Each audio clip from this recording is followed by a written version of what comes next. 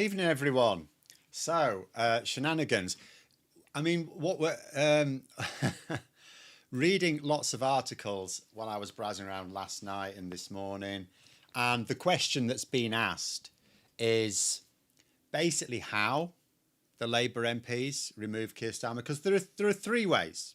There are three ways, and people talk about, and I suppose I've talked about, oh, it's now a question of when, not if. But in actual fact, it's not a question of when, not if, really, that Starmer goes. It's a question of how. Because, again, I did discuss this yesterday, but we don't know for certain that the majority of Labour MPs want Starmer to walk the plank right now. But I am getting that impression. And so why hasn't it happened? I mean, there's lots of individual reasons, but ultimately it boils down to this. They've got to be very careful about how they do it, because there are tidy ways to do it and there are very, very messy ways to do it. And it is possible to do it in such a messy way that you cause so much damage. Like, if we look at it this way, whoever replaces Starmer, even if they're wonderful, and by the way, we don't have a unicorn waiting in the wings. That's not the case. Otherwise, I don't think Starmer would even lasted this long, quite frankly. In fact, if we'd have had an obvious... I mean, remember, even back when Keir Starmer was being made leader, everyone had their eyes wide open. We all knew he wasn't charismatic. He wasn't naturally political. There were a lot of, red flags. It's just that it was like there was no one else who... There was no John Smith. There was no one like that who was politically canny and personable and all the rest, all the things you would ideally want of a political leader, right? There was no one like that. And there still isn't. There still isn't. But what are the ways to do it? And as I say, until they work out the how, they won't do it. And just for some recent historical context here, we could think about a couple of previous Tory leaders who lasted long after it was obvious they needed to go. You look at Boris Johnson. Boris Johnson, what was it? It was about December 2021 that it was very obvious, even to Tory MPs, that he had to go. At that point, they knew he wasn't going to lead them into the next election. They knew Partygate wasn't going to blow over. It was far too serious. That shattering of trust wasn't going to be rebuilt. So they knew he had to go, but it was another 7 or 8 months before he actually even resigned, wasn't it? And why was that? Because they weren't quite sure how to. In the specific reason why they weren't sure about the how there is because they looked around at who could replace him and thought, bloody hell, Liz Truss. I mean, that's what a lot of Boris Johnson supporters were saying. I know from off the record briefings, a lot of Boris Johnson allies were saying to their Tory colleagues, they weren't saying, oh, no, we need to keep faith with Boris. He'll be fine. It'll blow over. They'd stopped saying that. They were just saying, who do you replace him with? Liz Truss? Don't be ridiculous. Rishi Sunak? Don't be daft. But there came a point where they had to. Another one that's even more extreme is Theresa May. After that election, right, Theresa May had to deal with Brexit. That was going to be really difficult because you were going to have to enact this insane policy that even Tories knew was an insane policy. But they knew it would fracture their party if they didn't. So they needed a very, very difficult job done. So Theresa May spied an opportunity to get, she already had a majority, but she needed a bigger one, right? She needed a good majority. So she spied an opportunity to get one, messed it up, and ended up losing what little majority she had. At that point, they knew, she needed the larger majority to deal with Brexit tidily. She didn't get it. She actually made things worse. At that point, they knew she wasn't going to be able to do it. And yet she lasted another 2 years. Why? Because, again, the how. What do you do? They didn't want to go for Boris Johnson. In the end, they were forced to, but they didn't want to go for Boris Johnson. Similar thing here. You look at the situation with Starmer and you think, that's it now, he's done. So he'll be gone. If Labour lose this by-election, could he be gone then? Or will they just wait for the local... will they wait for the local elections? But it still comes to this. How do you do it? Until you're sure that you're going to do it in the tidiest possible way, they'll be thinking, well, the election's not till 2029, right? So they're not going to be in a mad rush. So he could end up, he could do a Theresa May and still be here in 2 years' time just because they don't know that. I suspect not. I suspect not. But it's the how. So if we go through, I'm going to go through the three hows they can do it, right? So the tidiest option, the absolute tidiest option, is Keir Starmer recognises that his time's up. He's not a selfish man. I absolutely believe that. If you look at sort of his life and going into politics, you know, he's doing it for others, not himself, right? He doesn't get anything out of this. So as long as he's persuaded that he is going to go, he should be amenable to doing it in the tidiest way. He shouldn't like dig in. He's only going to dig in while he thinks there's a chance because he's convinced he has to deliver this project, right? Now, there is some hope for that because apparently there are some very senior Labour backbenchers, we're talking like select committee chairs, people like that, who are, according to the Financial Times, I'll read a bit from it in a bit, according to the Financial Times, there is a group of them that are sort of trying to explain that. There's like, you've got one group of Labour MPs who are trying to say, who are going through Jonathan Reynolds, the chief whip, and saying, you must get rid of Morgan McSweeney. You must do that to have any chance at all. And he's not even doing that. I mean, that's the obvious thing to do. But then you've got other ones who are going, let us, you know, Starmer's a decent guy, right?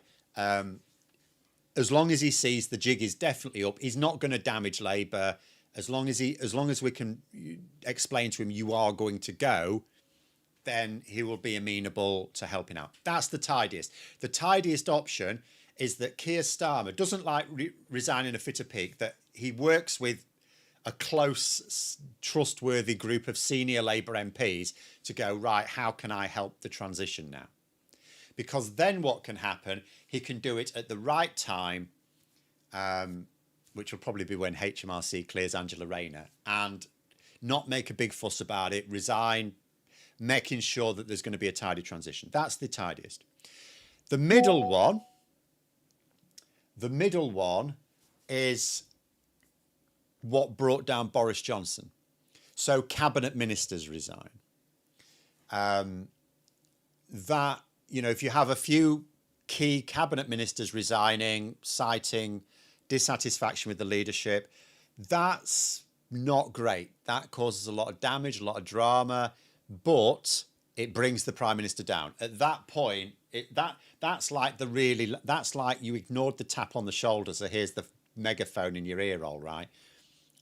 It still results in the same thing. The prime minister, the cabinet ministers that need to resign, by the way, should not be. You see, Rishi Sunak made a mistake.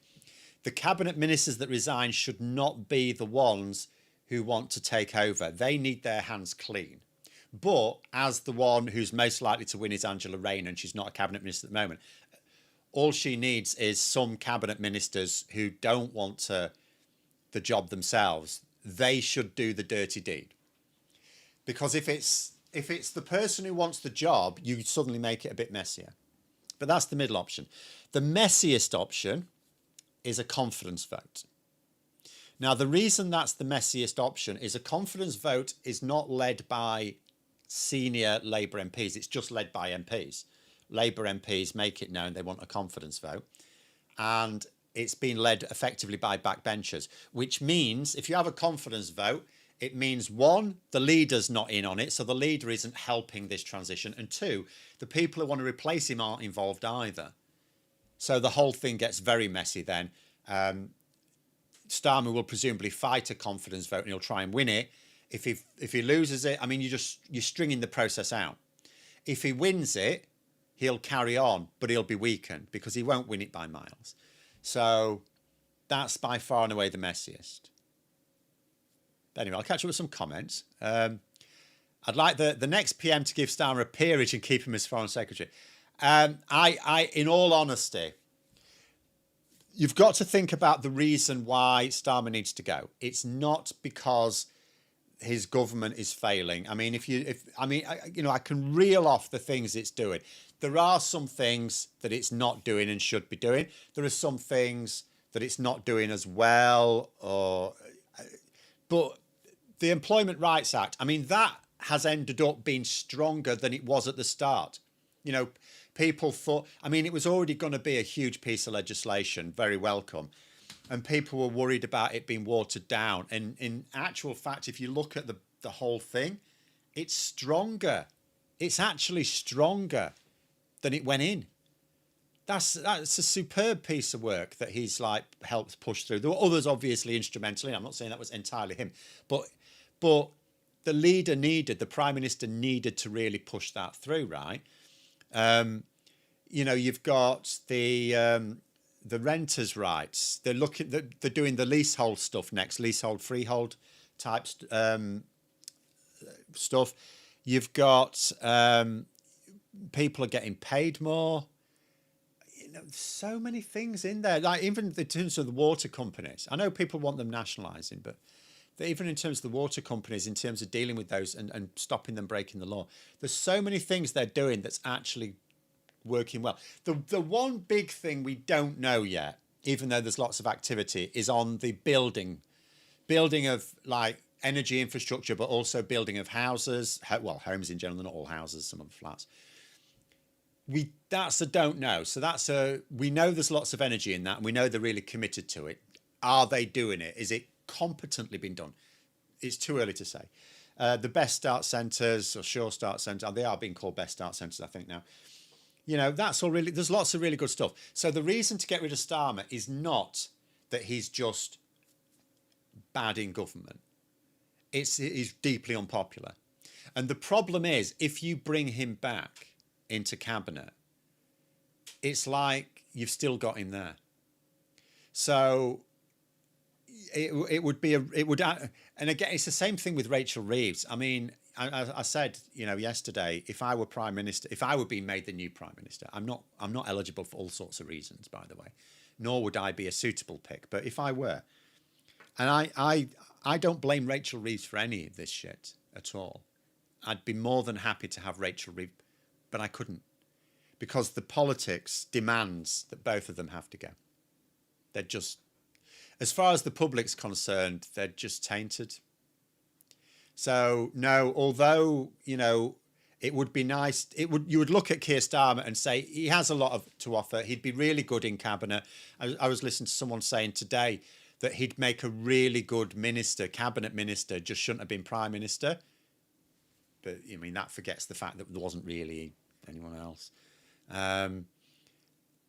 But yeah. There are rumours that Mandelson influenced Starmer's pick of political candidates for the 2024 general election, influenced the last cabinet reshuffle. He's likely to have had a say. Well, in terms of the cabinet reshuffle, that was McSweeney. Now, if Mandelson was advising McSweeney, then inevitably Mandelson is also effectively advising Starmer. You could say from that point of view. Same with when it goes to candidates. I mean, at the end of the day, Peter Mandelson was an advisor. Even before he was made ambassador, he was still a senior advisor in Labour. He was influential. So you could easily say that he has had a say in things, at the very least, because he's clearly been advising McSweeney. But I don't know that his influence was that great. For a start, I can't imagine that Peter Mandelson would have been dumb enough to have gone ahead with thinking that the winter fuel allowance was a good idea. So I strongly suspect this idea that Peter Mandelson was there being the puppet master to McSweeney, who's the puppet master to Starmer, is probably very unlikely. Tories are crying about the leaseholder rights legislation, so it must be correct. It looks pretty robust to me. There are things that aren't in it that maybe should be as well. There are a few other issues that need dealing with, but to me it looks really very robust, reformative, quite reformative. So there's plenty of good stuff happening in government. It's really just the public perception. And so the best thing Keir Starmer can do is just be a backbencher, not resign. Sometimes when a prime minister goes, they just resign. I wouldn't do that. He should just be a backbencher.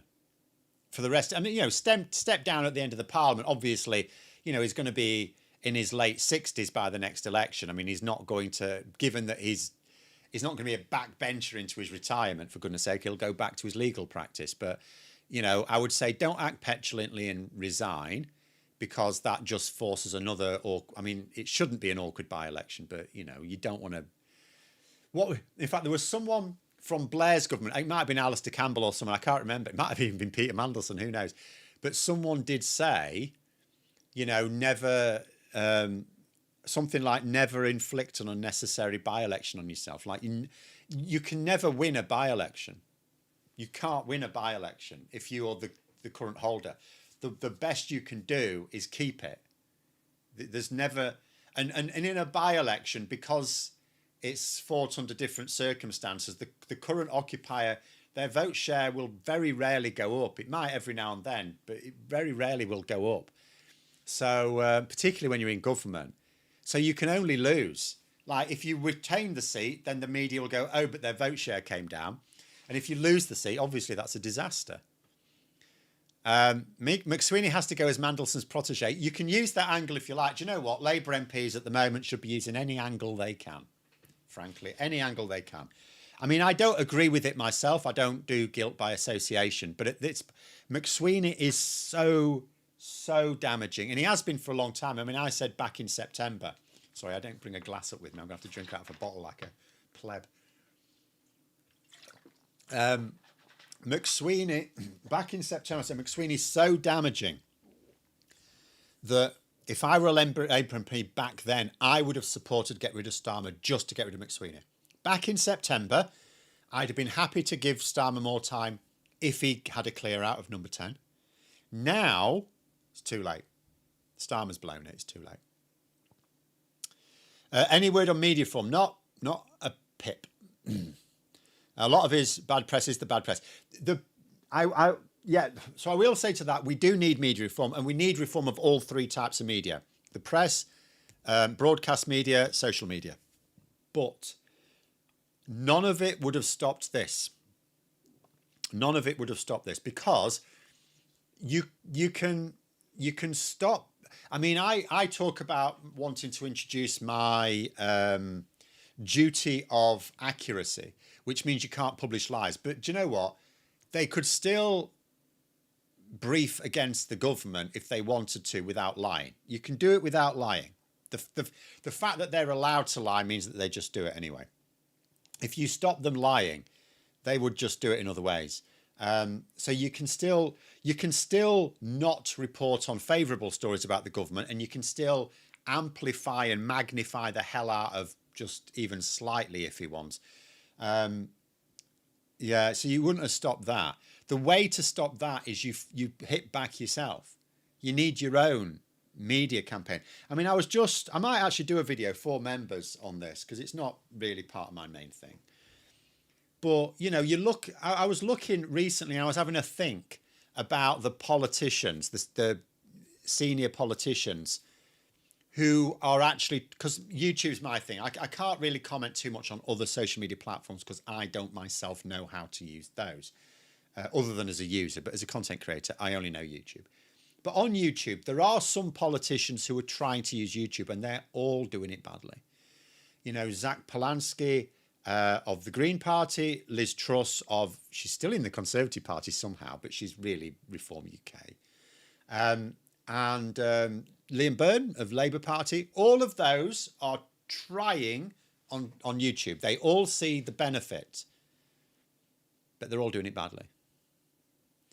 And it's amazing to me. I was saying to this in a group today. It's amazing to me that, you know, you think about people with all these resources. Like Liz Truss has got plenty of resources behind her YouTube channel.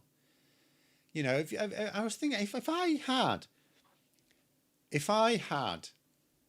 just wanted to get views and I wasn't that bothered about, you know, honesty, and I had an editor and a graphics designer and people who could get me really big guests, you could get loads of views. You just need to understand the basic psychology of your social media. But anyway. Labour are too timid about fighting their corner. They are. Maybe Rayner will be a bit more forceful. Then again, so many people don't like it. This is the right. Angela Rayner now is, I think she's basically going to be the next Prime Minister. I think that's fairly clear. Because if you think about, first of all, Starmer, there's no outcome where Starmer leads Labour into the next election and wins a majority. It's not going to happen. It's very hard to see him even carrying on to the next election. It's very hard to see him carrying on to the end of this year, quite frankly. So on the ballot, until he's gone, then, you know, you never know. But he's gone, right? He's going to be going. So that means someone's just going to have to replace him. And then you think about who that is. Now, let me have a look. Hold on. Let me just see if I have I did a little while ago create, here we go. This is what I created ages ago. This was back in September. As the possible replacements. Well, should we go through them now? Forget about the bottom row. I don't see. They could be dark horses like Lucy Powell, Darren Jones, Don Healy. They could be dark horses. You can't ever rule it out. But they're not even John Majors in this contest, so probably not. So we'll just go from left to right. Wes Streeting, he's also very close to Peter Mandelson. So if you get rid of Starmer over the Mandelson thing, because if that's now the thing that's going to be why he fought, it's not. The reason Starmer is falling is because he completely messed up the politics, like embarrassingly amateurishly so. But the reason's going to now be made because he made Peter Mandelson ambassador, right? If you have to get rid of, if you're furious at Starmer because he made Mandelson, like, was Starmer a close personal friend of Mandelson? No. Was he a friend of Epstein? No. Starmer's not connected to the Epstein or any of his activities of any kind. He made Peter Mandelson ambassador, and that's it. So if he's going to be hung for that, Wes Streeting, who has been very close to Mandelson, not realistic. It's not just that the public will be a bit funny about that. Labour members won't back him. Labour members won't back that. So then you go next, Andy Burnham. Well, he can't get into Parliament, so the only way Andy Burnham takes over is if the whole of Labour gets together. Or let's say we go back to that tidy option. Keir Starmer goes, okay, let's say Keir Starmer recognises he has to resign and he thinks to himself, actually, Andy probably is the best one to take over. So then he gets some senior people together and says, look, okay, here's what we can do. I understand I'm not going to be allowed to continue. I want the best for Labour and I want the best for this government because that's the best for this country. So I will help. And he can say, if you think Andy Burnham is the best person to take over, I will facilitate his return to Parliament and then step down. So it's not impossible that Andy Burnham takes over. But for that to happen, one, Starmer has to agree to facilitate all of this and carry on a pretense of business as usual whilst knowing he's setting up Andy Burnham to come back and replace him. And two, everyone else who wants his job has to be in on it as well, including all the rest of them. Next one along, Shabana Mahmood was never realistic in the first place. Her main appeal is to the sort of voters who don't even think she's British. So wouldn't realistically happen. Angela Rayner is the obvious one. Ed Miliband, we don't even know he'd want to do it. And if he did, Ed Miliband and Angela Rayner are on the same... Like, here's the problem now with Wes Streeting sort of being out the picture. Does Wes Streeting transfer his support to Angela Rayner? That would be probably useful. But if not, what happens to the centre left? What do the centre left do? Because Ed Miliband and Angela Rayner both represent the same sort of wing of Labour. It's sort of like my posse, effectively, soft left. So what about the centre left? And those are the ones who represent most voters as well, just to be clear. So if Miliband stood against Rayner, they'd split a small tribe and it'd be up to like the centre left to decide who they want to get behind. It'd be mad. So Ed Miliband almost certainly wouldn't even go for it. He's not given any indication he's interested in going for it. So it's like, who is there? You say Yvette Cooper may well be a good shout for the job. No, she won't get enough support from party members now. She's sort of part of the old guard. In fact, in all likelihood, she'll probably just, I don't know, she might not even end up still in cabinet. I mean, she is quite effective. I'm like a, I think she's a good politician. She's a canny politician. Same with Shabana Mahmood. I mean, these are people who are not exactly aligned with my particular side of politics, but you've got to appreciate effective operators. And Mahmood and Cooper are both, I would keep them in cabinet, but Yvette Cooper sort of, once she leaves cabinet, that'll be basically it for it. She's not going to become leader now. Her time's sort of done. And they say, I like Miliband being where he is, concentrating his enthusiasm and expertise in energy. So do I. Yes, so do I. Again, Miliband is strong enough in Labour that he could demand that as well, I think. In order for his, giving his support to Rayner, he could well say, I need to be kept on as this. I have no reason to believe Rayner would not do that. When I'm comparing there saying, as Chancellor of the Exchequer, Ed Miliband could appoint more funding for the green energy transition. Well, yes and no. I mean, he can't conjure money out of thin air. Ed Miliband potentially has that option, but then he'd have to take it from somewhere. And unless he's interested in land tax, and I don't know how long that would take anyway, that's not really going to be, there we go. Ivan, they're saying, desperate needs to be a clean break away from Blue Labour. When will that happen? So I'm going to say this, Ivan. They can't have a break with Blue Labour because Blue Labour represent a shitload of voters. And voters who are relatively easy to please. But they need that, the domination of number 10 has to stop. Basically, if I was advising the next Prime Minister, I would say this. You do need someone to advise you from that wing because they're really important, and they're really important for the battle against Reform UK. But don't listen to them over everyone else. You need like a committee.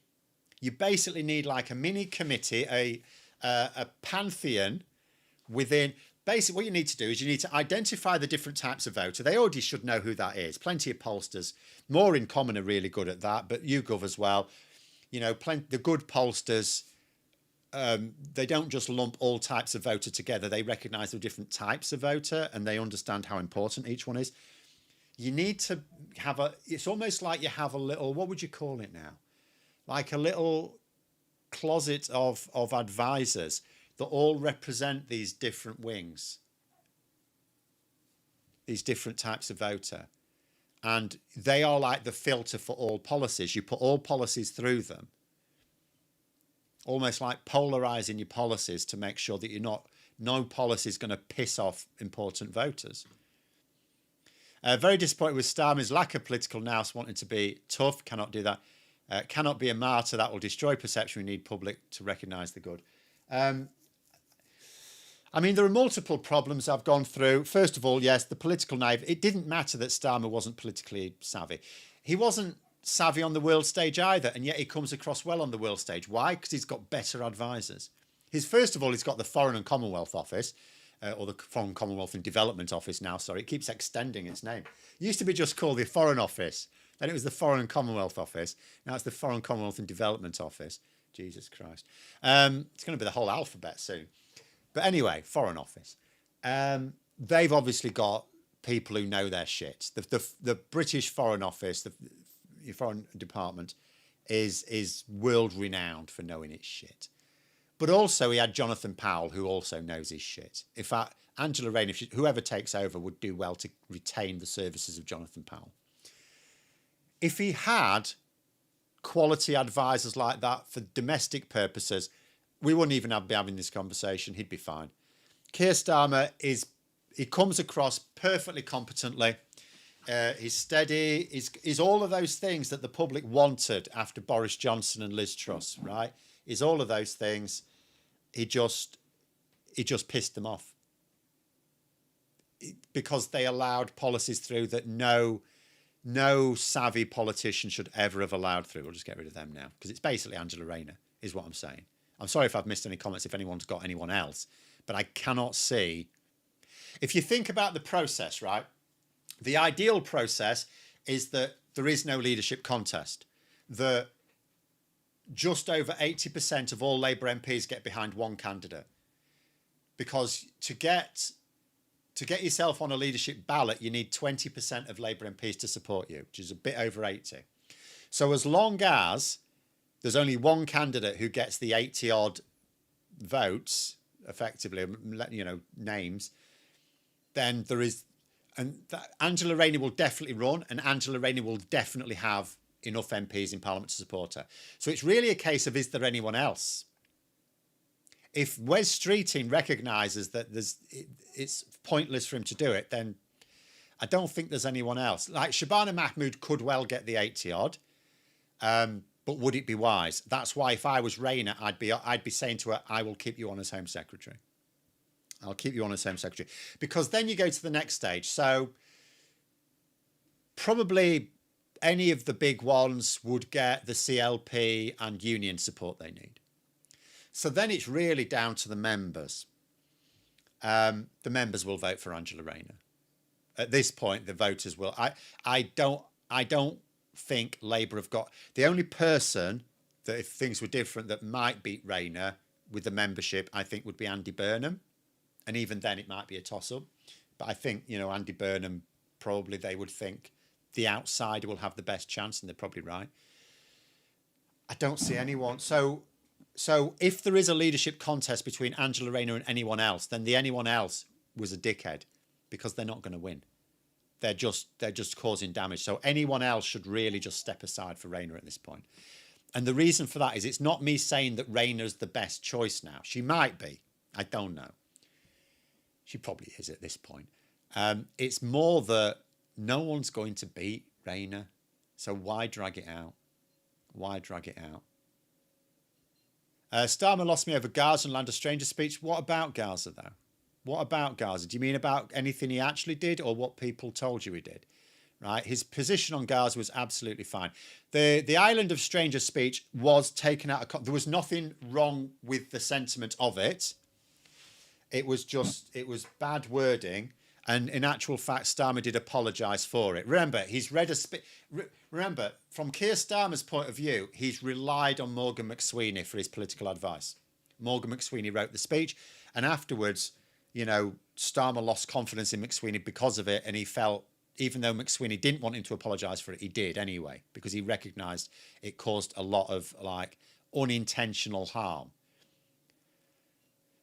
Steve there saying, I think Rayner would be a good PM. I just worry the right-wing media will relentlessly pursue her like when she was deputy. No, they will anyway. They'll do that with any Labour leader. Don't kid yourself that she will get extra harsh treatment. No, she won't. The only difference between a Labour leader that looks like they're getting harsh treatment and one that really is do they fight back? Some Labour leaders have been better at fighting back. We hadn't had one for a while. I thought Starmer would fight back a bit better, but he hasn't. No, Rayner's relationship with the media will be entirely about how well will she take them on. The biggest problem that Rayner will face is snobbery. It's not the media. The media, at the end of the day, the media are the media. The media are always against Labour, always. There's about half of the press are on the side of the Tories anyway. They're what we call the Tory client media. So they're always anyway. But even the ones that are more fair, at the end of the day, when Labour are in power, all they're doing is they're giving Labour a hard time because they're in government and they should be given a hard time. So the Labour in government will always be given an excessively hard time by the press, because even journalists who aren't on the side of the Tories still think it's their job to give the government, whoever it is, a hard time. Whether it's fair or not, they're not interested in fairness. They're interested in competing with the massive ecosystem of media we have these days for eyeballs, so they need to make it as spicy as possible. So the whole media ecosystem is against anyone in government well, against Labour in government, because at least when the Tories are in government, they have half the media on their side. The other half are not. Snobbery is the biggest problem. There's a lot of people don't like Rayner because we have this tug your forelocks, doff your cap attitude in Britain, where people like Nigel Farage and Jacob Rees-Mogg and Boris Johnson can be considered men of the people. Oh, they've had a good education and they're on our side, so they should lead us. Absolute bullshit. Whereas Angela Rayner, she left school when she was pregnant. It was ridiculous. What does she know? What does she know? This isn't Tories. This is people in Labour. I know working class, proper working class people in Labour. People like Angela Rayner, who resent Angela Rayner being in a senior position because they have this attitude that because she didn't go to a posh school or anything, she won't know how to run the country. When there's no school in this country that teaches you how to run a bloody country. So it is what it is. But I also don't think there's too much to be discussed about who should replace Starmer. Like, there's lots of questions that have now just disappeared. Like, should Starmer go? Yes. It's not even a question. Should he? Of course he should go at this point. He's lost it. That's it. He's not going to get the public back. Who should replace him? Angela Rayner. It doesn't matter whether she's the best one. I think probably Andy Burnham would be the lowest risk, but it's not realistic to get Burnham back now. It's not realistic unless Labour really works together, and they're not going to. So there is no one else. So that question goes away. Who should replace him? Angela Rayner. It's easy. So the only question left is how do they manage this? How do they replace Starmer with Rayner? That's the question. That's the only question left. How do they? And as soon as they know how to do it in the least damaging way possible, that's also when it will happen. So in terms of the when, we know ideally they will wait until the HMRC clear Rayner because that's an awkward thing hanging over her. It could still, I mean, the media will go with that forever. They'll just call a tax dodger Rayner or something. They'll do that. I read that Jeremy Kyle is doing the vetting for reform. Oh dear. No one's doing the vetting for reform. They don't have vetting. Why is nobody suggesting Peter Cowell for PM? Because to be Prime Minister, ultimately you need the support. It doesn't, there'll be lots of you in here who look at particular senior Labour MPs and you think, oh, they'd be really good leaders. They've got these qualities. I like them. The question is, do they have the support within the Parliamentary Labour Party? In terms of the people who've got a lot of support within the party, you're talking about wings.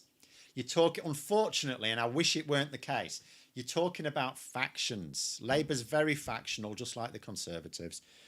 Labour's more obviously factional because the Conservative factions tend to, not always, but mostly have their arguments behind closed doors, but they're still there, right? Whereas in Labour, they air their dirty laundry in public. So it's very factional. Now, the ones that have got loads of support, you've got Wes Streeting. He may not have the support to be leader now because of his connections with Mandelson, but he's still well regarded within his faction. You've got Angela Rayner and Ed Miliband within theirs, but they both occupy a relatively small one. It's in terms of their reach to the public. I mean, they've got a larger share of support within the party because the party skews more left, of course, as in the party membership. But yeah, so Peter Cowell's not going to have loads of support to become leader. He won't have enough. Peter Cowell wouldn't beat Angela. You've got to put it this way. Anyone who stands against Rayner has to have a fighting chance of being able to beat her when the members vote. Otherwise, all they're doing is dragging it out and causing the party damage. Anyone who stands against Rayner, who has no chance of beating her, is actually just causing harm to the party, and I won't thank them for that. Brit people have two key flaws, authoritarianism and elitism. Yes, we do. There is a very strong strain of authoritarian attitudes in this country. It's really weird. in some areas, I will point out in some areas, we are very liberal in some. We're not monocultural, despite the fact you might not get that impression from the media and so on, but we are not as a people monocultural. We are very happily multicultural. But on certain things, we are very authoritarian. Where, you know, when it comes to things like all the stuff the Home Office does, right? So when it comes to like policing, I suppose justice system as well, because like law and order, immigration, you know, there is a strong sense of authoritarianism there. But we are also very liberal. We have, I would say most Brits have a very live and let live attitude. So, you know, most Brits don't mind people living their lives as long as they don't think it negatively harms them. But we are also in this country hideously elitist, and this is going to be Rayner's big problem. There's a lot of people, working class people, even in Labour, who don't want a leader who goes secretary. Really is what it comes down to. That's the major problem that Rayner has to deal with. And I don't know whether she will even try to deal with it. But there's no point in stressing about it anymore, because I do not think there's anyone else. I do not think there's anyone that can challenge her. Angela Rayner's basically going to be the next Prime Minister. I've even put a bet on it. It's quite good. I'm not advising people to bet. Don't bet. But I did. Because the odds are still quite good. She's got the shortest odds, but the odds are all still really good because the bookies still aren't sure, obviously. I see... And again, you can never be absolutely certain. You can never be absolutely certain. But I just don't see anyone else. Like, even if this Mandelson thing never happened, Starmer would still need to go, because at the end of the day, it's his political shitstorm that's caused it. Wes Streeting then would still have been second favourite, because Angela Rayner would still probably have convinced more party members. But there would have been a contest. I wouldn't have blamed Wes Streeting for standing, even if he ultimately lost, because I think Streeting and Rayner could have run a tightish contest, even going down as far as the members. I don't think Rayner would have beasted it with the members' votes. I think Streeting would have, he might have won. I would have placed Rayner as favourite, but Streeting might have won. But now, no. He'll be considered an excessive risk, because people still know, there's still more to come out about Mandelson.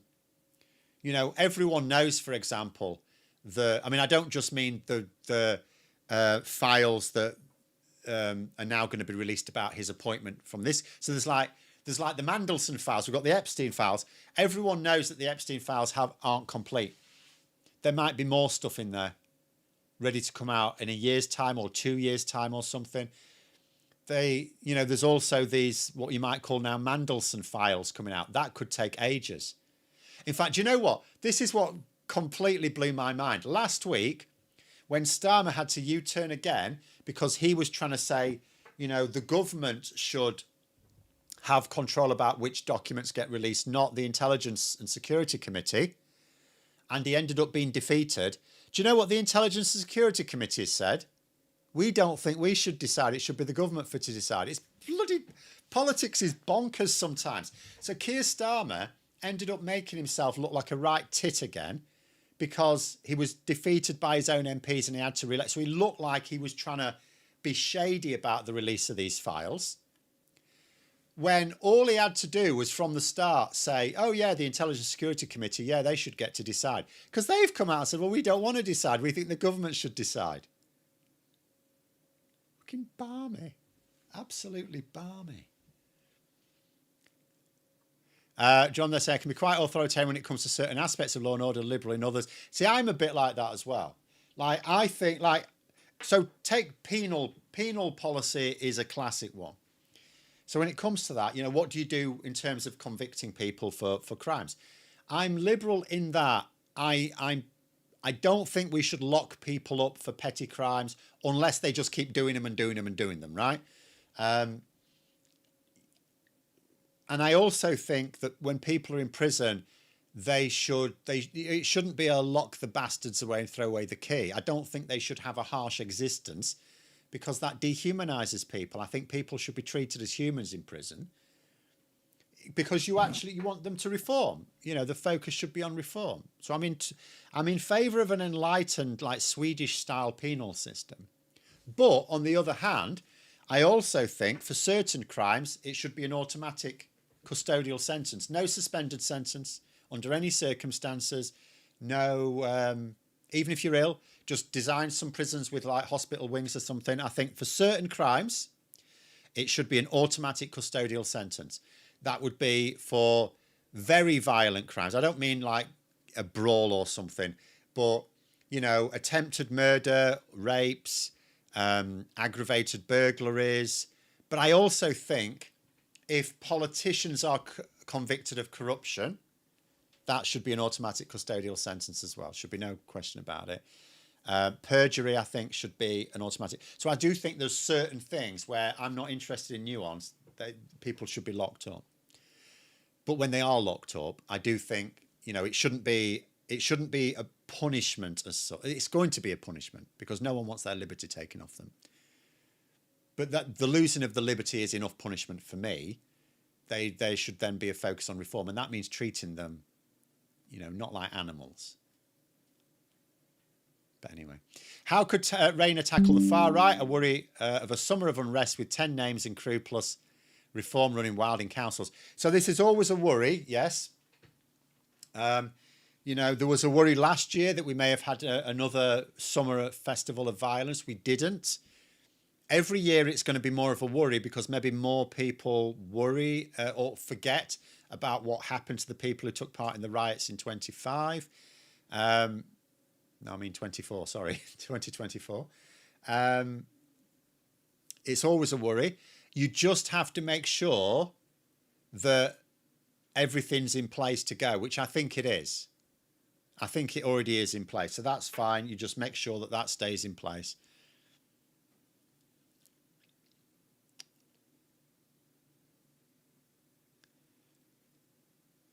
I guess we just have to keep fighting the negativity until attitudes change. Does happen. It's just looking depressing at the moment. Well, things do change and it does need a message getting out there. I'll show you something interesting that flagged up for me.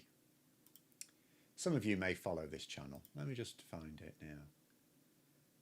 now. They've done a couple of these actually. Where are we?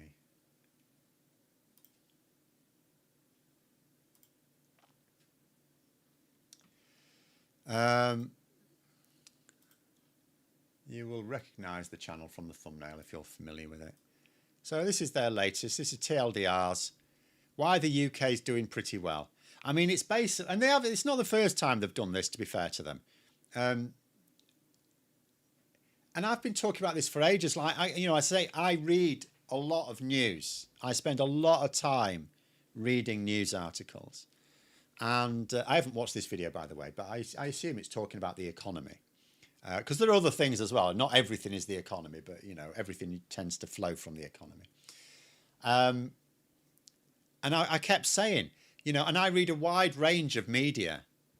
And you read the sort of typical scandal type media, and everything's terrible, everything's terrible, everything's shit.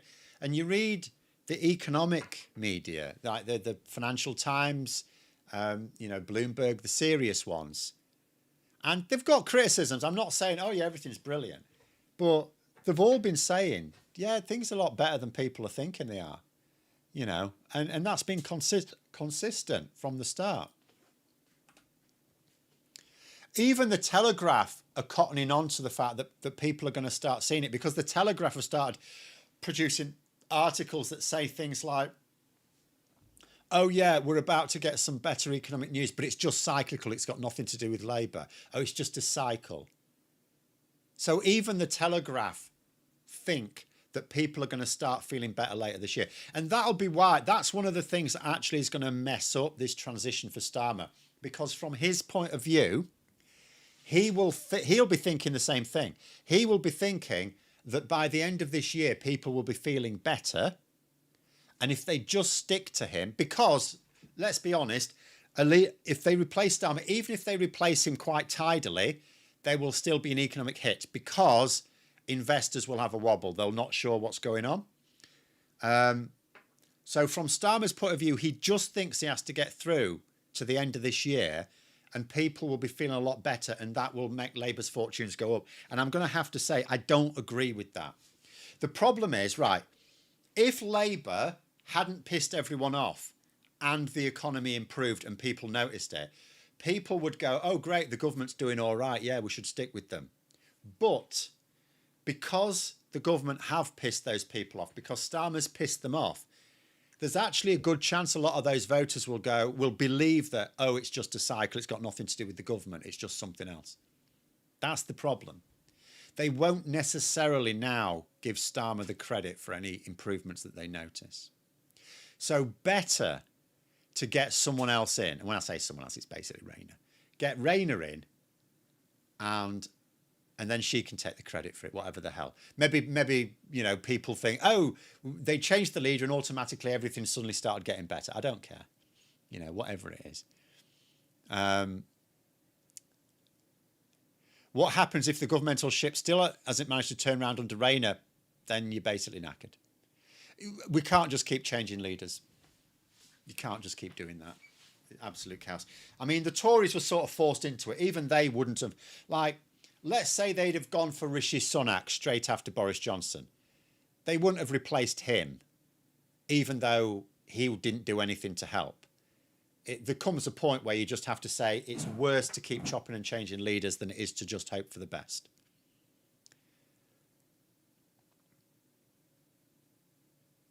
Oh, I'm saying she watched that one from TLDR, pertinent one. Okay, well, maybe I will watch it then. Roger there saying, which is why you should go, let the new leader take the credit for improvements into the next generation. Yeah, basically, this is why Burnham would be not ideal. There's no ideal person, but probably better than the others. Burnham can come in and he can say, oh, I've changed things overnight, basically, for you. That's, you know, I just tweaked a few things and you know what, now you're seeing all the improvements. But he can also say, I would never have approved the winter fuel policy. I would never have approved those PIP cuts. He could change without breaking the manifesto, because there's nothing in the manifesto that has pissed people off. It's entirely about things that were not explicit in the manifesto. Now, Rayner can do the same. Rayner can say, I wouldn't have, because it's not had nothing to do with her, that policy, by the way. The winter fuel policy, nothing to do with her. The PIP policy, nothing to do with her. None of the policies that have pissed people off have got anything to do with her job in government. So she can say that she didn't personally approve of them, but of course she had to toe the party line. But it will be more credible from Burnham. But it doesn't, I mean, at the end of the day, there's no way now for Burnham. Chris there saying, I can tell you consumer confidence is in the toilet at the moment. Oh, you know, I can see that myself, don't you worry. But I'll tell you something, it's better than it was this time last year. So there's in the toilet and there's in the toilet. It was round the U-bend this time last year. It's way better than this time last year.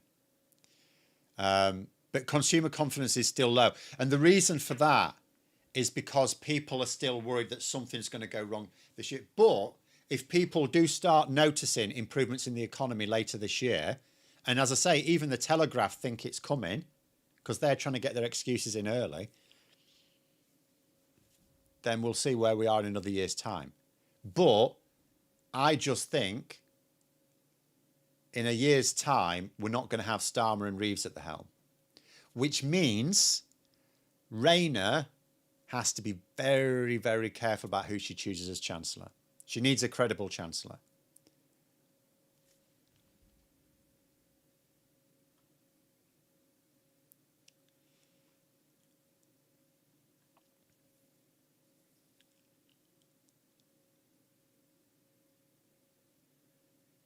Does Rachel Reeves survive as Chancellor now?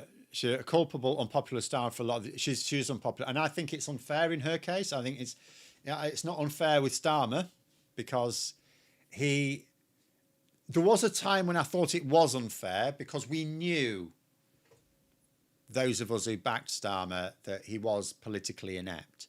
In fact, of the three we had a choice of, the only one who wasn't was Lisa Nandy. She's the only one with any political acumen anyway, so it's not like we had a choice. And she had other issues as well that so Starmer was the standout candidate on balance, but we knew he was a political idiot. So to begin with, I thought it was unfair because he was advised badly. But at the point at which it was obvious he was advised badly and then stuck with that advice, at that point it's his fault. But in Rachel Reeves's case, none of this is her fault. And I know those unpopular policies came out of the Treasury, but they didn't really. Like the winter fuel policy, okay, technically that came out of the Treasury, but number 10 should have said, no, don't be daft. Daft stuff comes out of the Treasury all the time.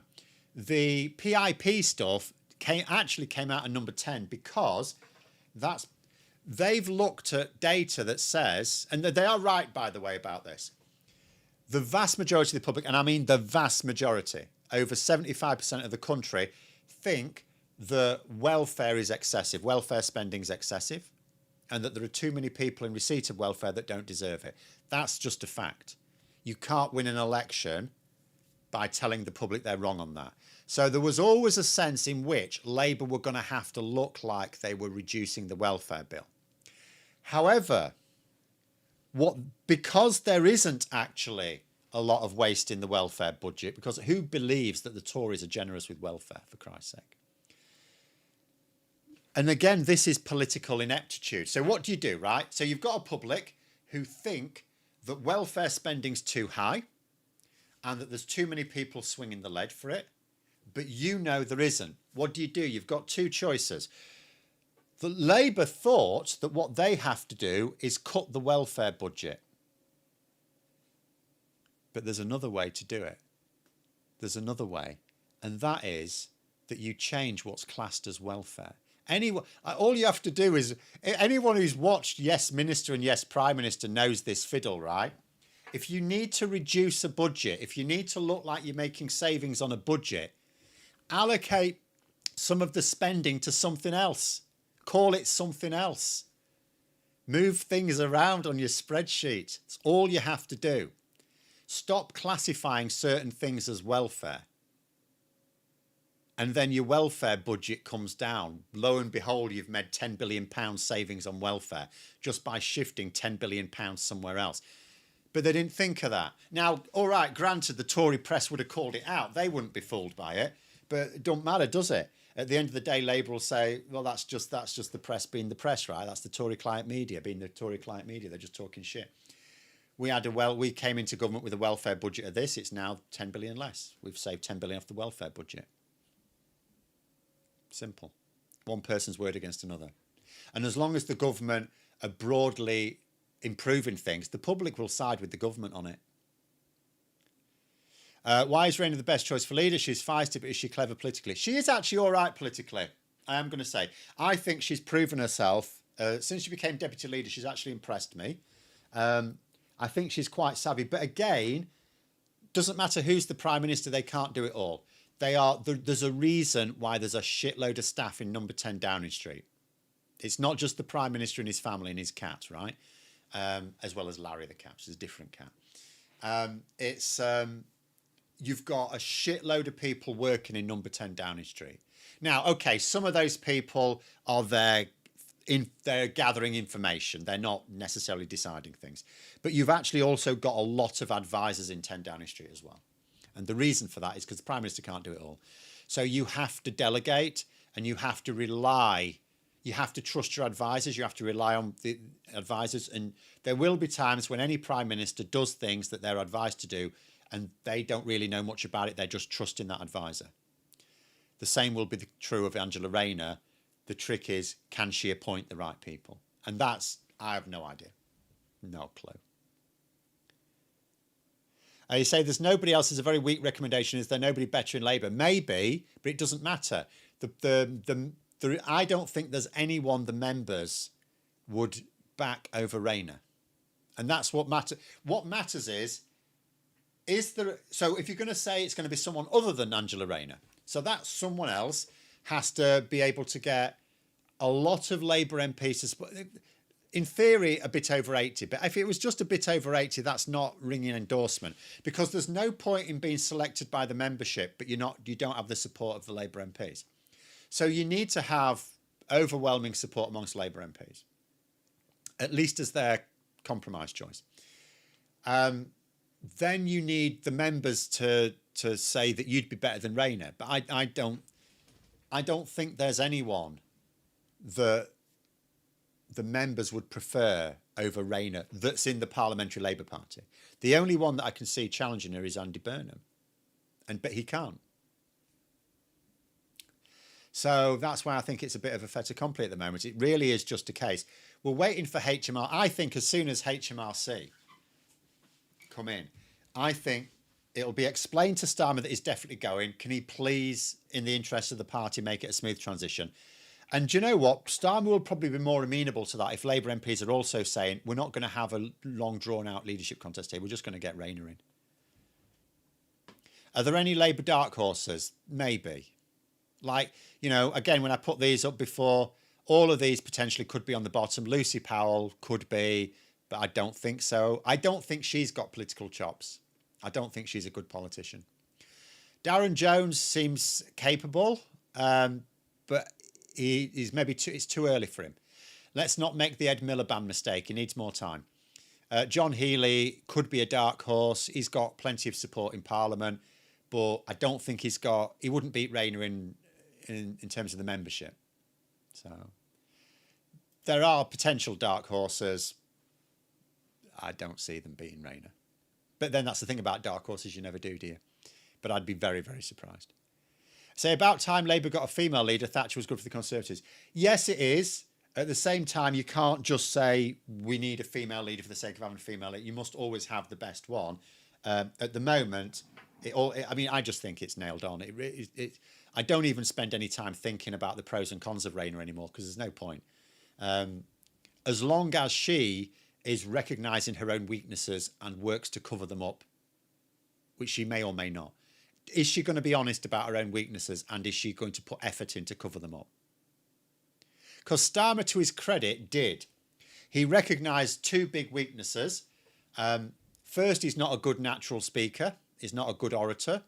And second, he's a political idiot. And he recognised both of those. He was honest about both of those. So what did he do about them? He got himself coached to be better at giving speeches. He did get better. He's never going to be amazing, but he did get better. And he hired someone to be, he takes political advice, which is a good thing. The problem is he's taking political advice from someone who doesn't understand politics either. So it all fell apart.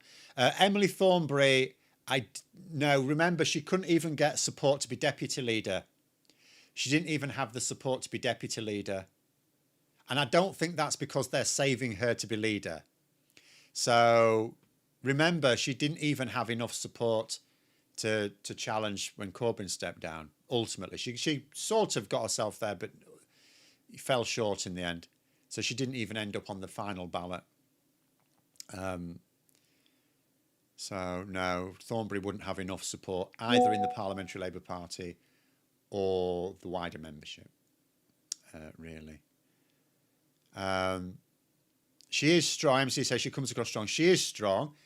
She also has Streeting's problem, not a Mandelson problem as far as I know, but she picks fights with people she really probably shouldn't pick fights with. But she's I would certainly like to see her in cabinet. I think she's wasted a bit. And I'm not denigrating the work of select committee chairs. It's a very important job and you do need good people doing it.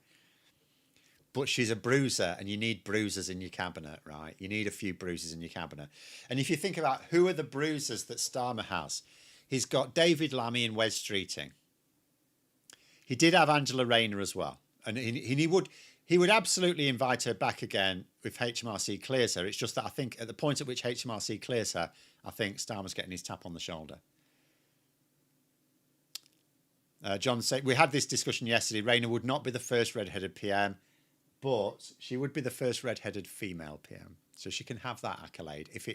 If this matters, it shouldn't matter.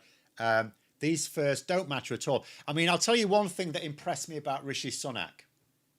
There weren't many things that impressed me about Rishi Sunak, but one thing that did. So when he was made Prime Minister, everyone's going, oh, first non-white Prime Minister, first British Asian Prime Minister, and stuff like that. And he basically said, I don't give a shit. He didn't make a big deal of it. He didn't make a song and dance about it. Sometimes people do, like Rachel Reeves did make a song and dance about being the first female Chancellor, for example, which is fine. If you want to do that, you can do that. Whereas Rishi Sunak basically said, I don't give a shit. It's irrelevant, which I thought that was good. Wasn't Thatcher a ginger? I don't know. She wasn't very ginger if she was. One Pagan is confirming that Sir Robert Peel was the first ginger PM. But either way, it won't be Rayner. She can be the first ginger female Prime Minister. But these first don't matter. What matters is, will Rayner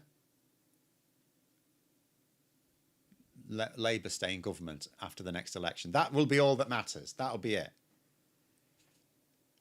Will she be the first? Will she be the first Prime Minister who wins an election? This is her first. This can be her first. This will be the first that matters. Will Angela Rayner be the first Prime Minister that becomes Prime Minister mid-term and wins an election for Labour? That can be her first, because no one's done that before. Right? We've had 2 Labour Prime Ministers who became Prime Minister mid-term and both went on to lose the election. So Rayner can either get the hat trick or she can be the first one that actually wins the bloody election. But anyway, there we go.